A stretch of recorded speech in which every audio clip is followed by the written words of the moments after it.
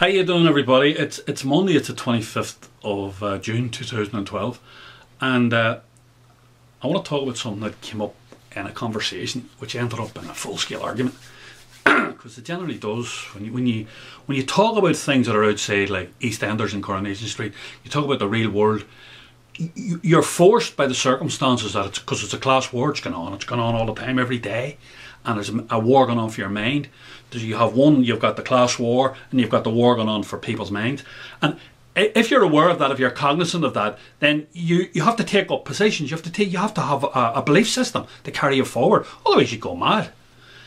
What happened was, I ran across four blokes. They're musicians, and they were in a house practicing. And I just happened to, it's a long story, but I know one of them, and up they end up just there. And I heard them talking, and we're talking about the so-called famine in Ireland in the 1840s. It started in 1842, I think. Anyway, what happened was, I'm listening to this. I didn't say anything initially. And eventually I said to them, or rabbiting on about it, come on, because we're talking about the census, the number of people that were in Ireland.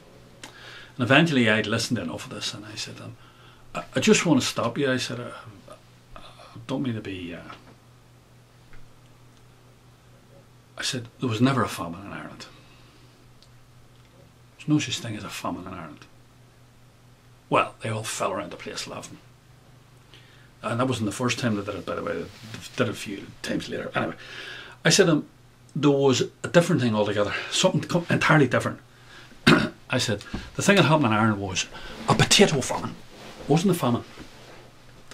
I said, in the period from, I think it was 1837, the latter parts of the 1830s, up until the beginnings of the 1850s, Ireland had its biggest agricultural output to England in recorded history. So the people were starving. The indigenous paddies were starving. But all the big landowners and all the big farmers were exporting all the stuff out to the British Army and the Empire. Okay? All the tillage, all the fresh vegetables, all the fruit, all the live animals, especially live animals. Okay? And fish and all that sort of stuff. Just exported out. Now, I said, you're laughing at me because I said, in the main, history books which comment about Ireland's history in the 20th and 21st century are written by revisionists. They're written by people who distort history to suit their own purposes, because they're part of the establishment. I said, when you go and you study history at a university, I said, you're given a viewpoint by the history professor, and he tells the individual lecturers what the emphasis and what the thrusts on the lecture should be, because he looks at the lecture notes. If he's not happy, he'll criticise the lecturers. And so, generally speaking, they all sing off the same hymn sheet. I said, the reason all that happened, I said, was because food was used as a political weapon by one of the English lords who brought it as part of Elizabeth I's court. His name was Sir Walter Raleigh, and he had huge estates down in East Cork. And I said, he lived round by Plymouth, and I said he was a master mariner, and he used to get on his little boat and go round the end of Britain and round to Plymouth Sound. I think that's where he was from. It doesn't matter. It's the general consensus. So what happened was, when Henry VIII basically declared himself as Lord of Ireland, they were able to come round and just any lands that weren't nailed down, they just took them. So he ended up in vast estates in County Cork. And one of the things that he did was, because he was a master mariner, as I said, he was doing a lot of map making and various semi-piracy things over in the Mexican area and over in North South America, as it were, that whole area down there. And he came across a potato, and he made an observation that I made. I said to these boys, have any of you ever been to South America? I said, I was in South America for 9 weeks, one stage. I was a young man and I was about 38 at the time. And I said, I made it just a casual observation. The moment I arrived, within a half an hour, I'd made an observation. There was two groups of people there. There were people of Spanish descent, and they were my size. They were all like 5'9", 5'10", that sort of 5'11". Some of them were 6 foot, but in the main they were all sort of average height, about 5'9", 5'10". And then I said there were indigenous natives, and they were all about 5'2". Tiny people, tiny. I was looking down at all of them, and the women in particular, little fine. They were like dwarfs. They were like fairies. The people, tiny people. And I said, do you know why that is? Why do you think that is? I said, I'll tell you, very simple. Their staple diet, because they eat it all the time, is potatoes. That's it. The Spaniards don't eat potatoes. Spaniards had their own whole history of cuisine, and they brought that with them to South America. But Raleigh saw immediately, these people, look at the size of them. They live on this stuff, so that produces small, weak people. Alright? For their size. So what he did was, the English were trying to take Ireland at the time.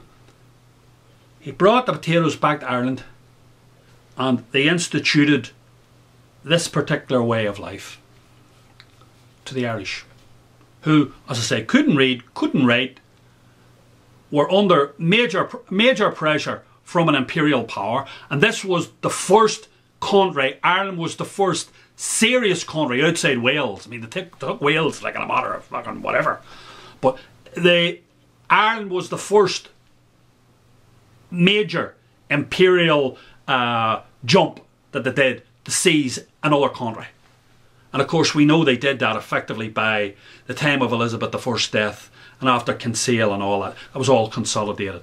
But before all that, and then it came up in conversation, one of the guys then said to me, well, what did the Irish eat before they had potatoes? I said, well, there you are. There's a reflection of the mindset of the people that live in this country. I said, we lived off oats. That was our staple diet. It's a natural diet to Ireland. This is natural. Oats grow naturally in Ireland. They're high in protein, high in carbohydrates, and high in minerals. And the glycemic index is really low, so you can eat a large amount of them and you release it slowly, so you can work for hours and hours and hours. The very opposite is the case with potatoes.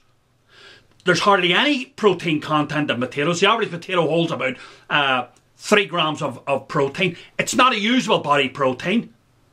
100 grams of oats gives you around 17 grams, 15 or 17 grams of highly usable. I think all the 20 chains are there.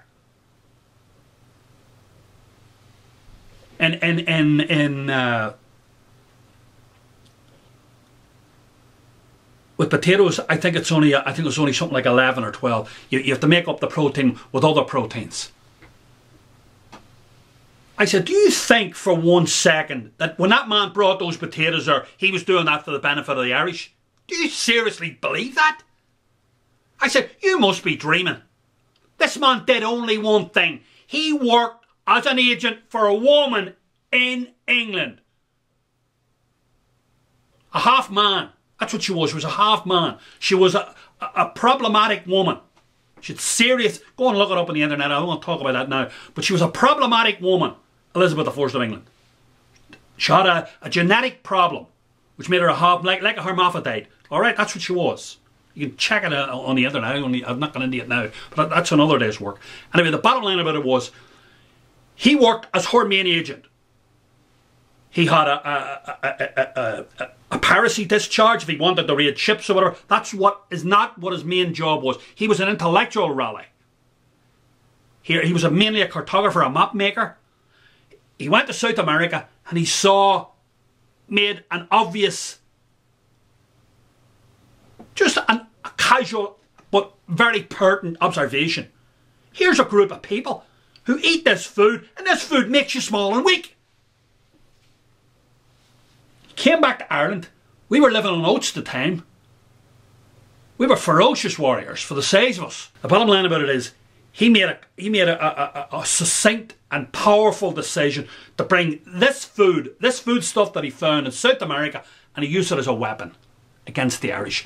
And within 100 years, the whole Irish thing had changed. Elizabeth I died. Not 100 years, less 60 years. Elizabeth died.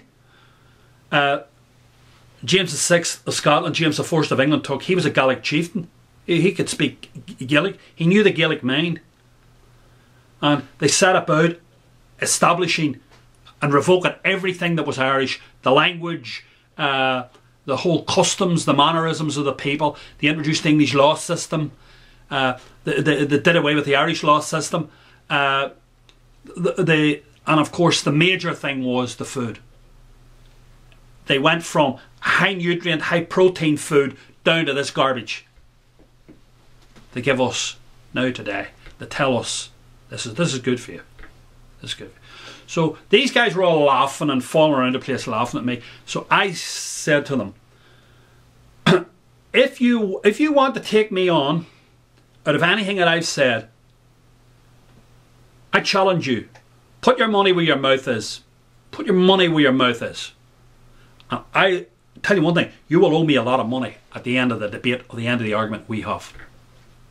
Because all this, me trying to give you my opinion, it's really worthless at the end of the day.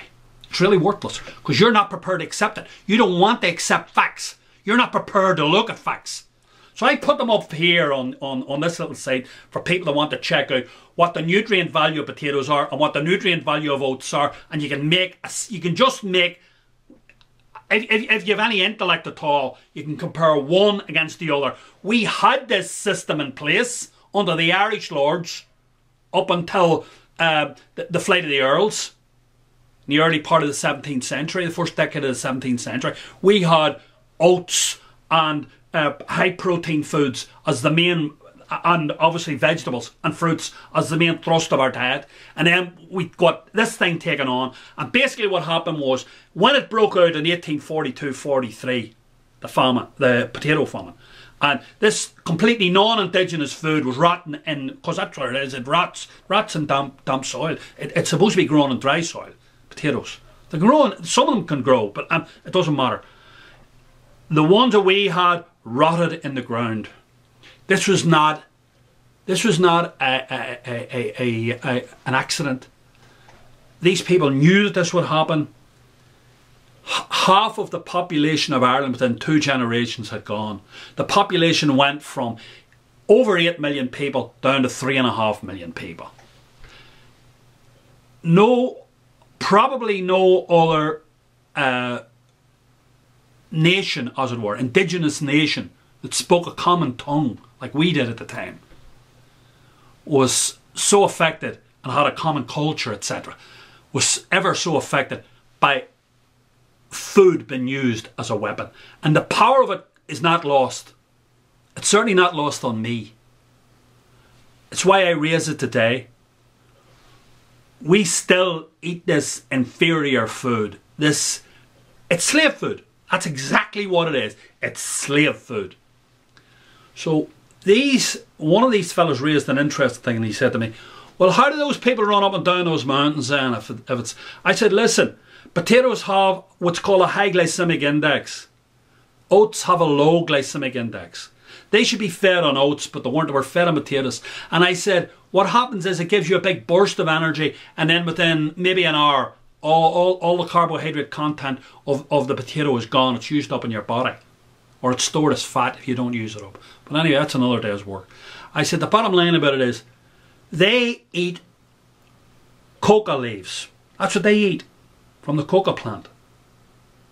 And that's what keeps them going. And I said, it's a first or second cousin of cocaine, from what I understand. I may be wrong, but that's what I understand. So that's what keeps them going.